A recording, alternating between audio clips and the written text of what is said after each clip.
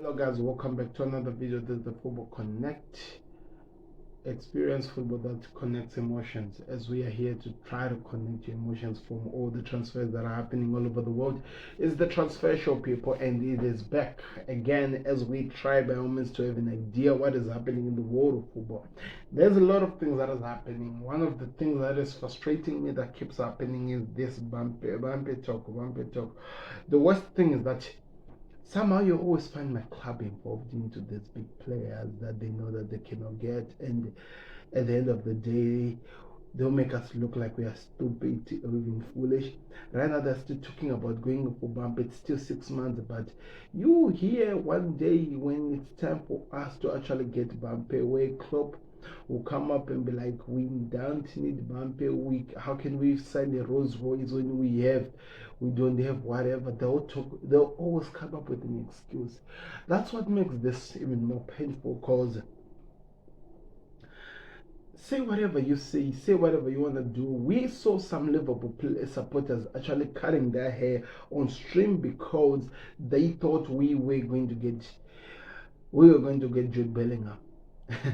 And here now we are here again hoping for a miracle. So you find that it's one of those things that I'm just hoping that this goes quiet, because I can't do it no more. I can't continue with this craziness. But again, we are still being linked with this. A player, we know that it's just a matter of time, but he'll be a Real Madrid player. Again, we are being told that we could get him at Liverpool.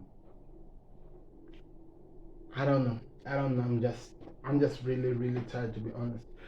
Anyway, so we're gonna be talking about all the transfer news that are happening all over football, and we'll just try to give you as much as we can. There's so much that is happening, so we're gonna be moving as fast as we can, guys. I wanna hear your thoughts in the comment section. Which transfer do you think it will happen, and what are you really expecting, and what exactly is your team doing?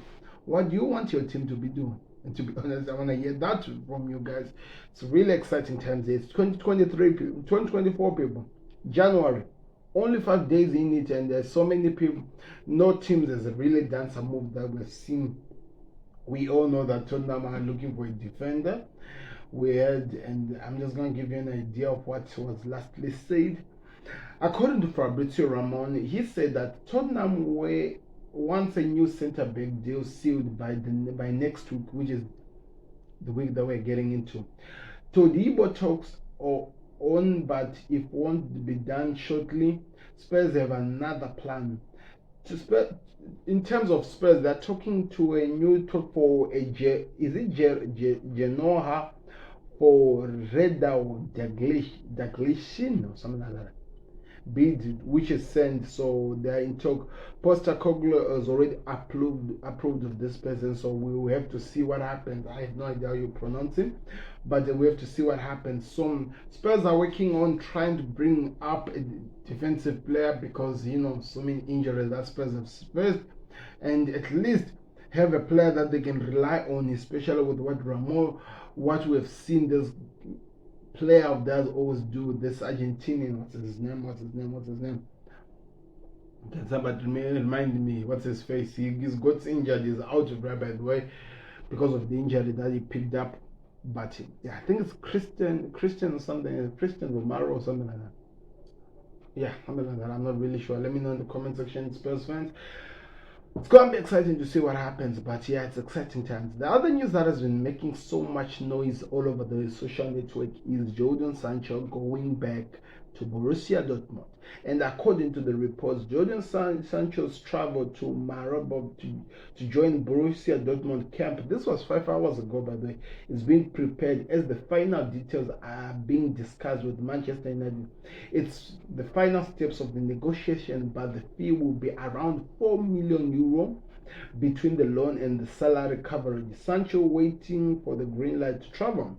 So we all know how Jadon Sancho and the Eric Ten Hag fell out, and all this crazy thing happened, and how so many people were complaining about who's right, and there was a division between the fan base. Some people were Team Sancho, some people were Team Eric Ten Hag. We all know how this whole thing has happened. We praised Eric Ten Hag on how he handled Cristiano Ronaldo, but this man came out on live television, just outed one of his own players. And yet we saw that other players like Marcus Rashford did the same thing, and the guy said that I don't want to talk about it on live television. So it's really confusing to see where this guy stands as a manager. So in terms of what Sancho has decided to do, that he just wants to leave this club because he was told he had to apologize to Ten Hag for him to be back in the starting lineup with this team, this manager, and he just refused. He made a comment that so many people have screenshots of. I'm sure about that. And now we're here because Borussia Dortmund are talking about him coming back. They want him back in their team, and it seems like he is also trying to buy him to go there. And he has been working so hard. But in terms of the payments, Manchester United are also going to be paying part of his salary when he's in Dortmund, because Dortmund cannot afford the wages that they were actually giving him. So it's exciting. Everything seems like it's working so well. We were told that it could be €5 million, but Dortmund did their thing because they know that the people who are actually desperate to get this guy off their books is actually Manchester United. And as we stand right now, it's going to be €4 million for the next 6 months. If he gets to play football, if he does so well, maybe a team can come up and actually takes out money and say that we'll sign Jordan Sancho. So that's where we are on the Sancho talk as we wait to see what happens. But yeah, it's going to be exciting times, people. I want to know your thoughts in the comment section. That's the most important thing that is really, really trending in terms of football, trending in the Premier League. Sancho going. Hugo Lloris, but we went to America to a team which is called, what is the name of the team? Where we saw him coming to say to Tottenham Hotspur's supporters that goodbye, I'll be leaving you guys. Thank you very much for this thing, and it's exciting. The other news that we're going to talk about is that we have been told that Vlahovic could be going to Arsenal, according to some reports that we've been told. So many people were talking about how much this is going to be done and how much it could turn out. But now, as we are being told, Juventus director Gnatli or something like that came out and said that the bid from Arsenal for Vlahovic, we don't know anything about. There's nothing. But he made something very clear, and he said Vlahovic is not for sale. So it means that whatever that these teams are hoping for, whatever that Arsenal fans will be twerking for, hoping to get, at the end of the day, Vlahovic is not for sale. That's what we're being told here. If anything changes, we'll be back here and we'll be talking about it. But according to Fabrizio Ramon, there will not be any sale of any of those ones. Juventus as well, director came out to talk about the players that he's hoping his club could get. He talks about Calvin Phillips and Pierre-Emerick Højbjerg as they are the players that could be moving. What he said, in this movement, we don't see any opportunity or technical or financial point of view. We are not forced to sign a new player. We only look for correct opportunities, and we can't see anyone else for now. So it means that all the reports and the links were being told that they're going to sign Calvin Phillips, or maybe even sign Pierre-Emerick Højbjerg. It looks like they're still lies at this moment, because, or maybe he's the one who's trying to fool us. Maybe he's just going to sign the player, but at the moment trying to confuse us, because we have all known that directors of clubs doing that. We have seen so many people, even managers, that they always do that. They try to confuse us before they even say anything. But we have to wait and see how that one plays at the end of the day. But like I told you, that's what we're being told. Not only Reguilon, but Dejan Spence has returned to Tottenham Hotspurs following a long spell at Leeds United. Spence made 7 appearances for the championship side, having joined them on loan in August. So it looks like Tottenham Hotspurs are trying to bring back most of their players who are not getting game time, and they are trying to set up something. So that's the news that we've been told at the moment. If there's anything that has changed, we will definitely let you know. We will definitely let you know if there's anything that has changed.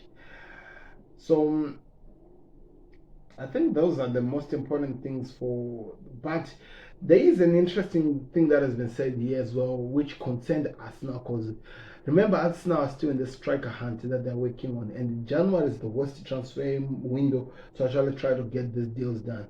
So, according to Thomas Frank, which is the manager of Brentford, he came out and he said they announced that Brentford have no plans to sell Ivan Toney in January. Yes, he's staying. He is a Brentford player. I can't see why we would sell him, and I would love to have him for a longer time. It needs to be an available price. It needs to be unbelievable price. He will stay. So he did not really close the gap. He said that he's staying, but it has to be an unbelievable price if they are going to move Ivan Toney, because he wants him to stay and he wants to spend so much time with him. So it's going to be exciting. According to some rumors we had been told about this, they actually said that the price which was actually being said was actually close to 100 million euro or pounds. I think, I don't know, is it pounds or euros? I might be confusing there. But that's how much it would take for them to actually get this guy to move to another level, to this other club. Also, we were told about Osimhen. Tottenham Arsenal are looking for any striker that they can get, and Osimhen was one of the players that was put out there, not only for Arsenal but also for Chelsea. But Napoli are also not interested in selling him, so we have not been told anything that has changed, but that's what we've been told. PSG are front runners ahead of Barcelona to sign Manchester United goalkeeper Mary Earps. One of the best in England's number one goalkeeper could be on their move going to PSG, according to the reports we are being told. Of course, so many people expected it to go to Barcelona as it is the biggest team when it comes to women football. But at this moment, as it stands, it looks like PSG has the money and has the resources to get or to lure to this. That was according to the standard. If anything changes, we will let you know. Olivier Giroud is yet to sign a new contract at AC Milan, and as he could be lured to join an MLS team this summer. So Giroud's contract talks, we've always heard about it that it could happen, but nothing has happened yet. But we could be told that there is a movement in terms of what's going to happen here, in terms of if there's no any contract which is agreed, because he's now coming to his last, I think, 6 months of his contract, which means he's allowed to talk to other teams. And it looks like the USA MSL and is it MSL are trying by all means to lure him to their league because they need him to be the team. So it's going to be exciting to see how that one plays out. Breaking news: Anthony Martial is set to sign a contract extension at Manchester United.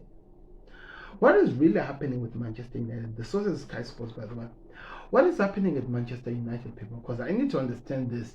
They are telling us they don't need Varane. Varane will not sign an extension because he's not the one that they want. But they're coming out and making somebody who has not played football for such a long time, like Anthony Martial, who was on loan, by the way, because they felt like he was not fit for the club, to be signing a contract extension. What is really wrong with this team? There's another player as well, which I've been told that is signing on a contract, which is, who is it? Trying to remember. I was actually shocked when I saw the player's name actually appearing as the player who would sign a new contract. I'll let you know when I remember that one. But what's really happening with Manchester United? Because it's crazy. Anyway, continue with Manchester United. Sir Jim Redfield has told Manchester United staff that he is not concerned about making money for his investment, and instead solely wants to return to the club football, winning big trophies. So one thing that we've always talked about when it comes to the Glazers is how much their love of money out takes over the whole advantage of anything to happen. But Sir Jim is talking about he's not interested in the profits that United makes. He's actually more interested in this club starting winning major titles. And I don't know, according to rumors, he's going to start to set up a structure of people who make sure that happens. We'll keep an eye on that. But what are you really expecting, Manchester United fans? Let me know in the comment section.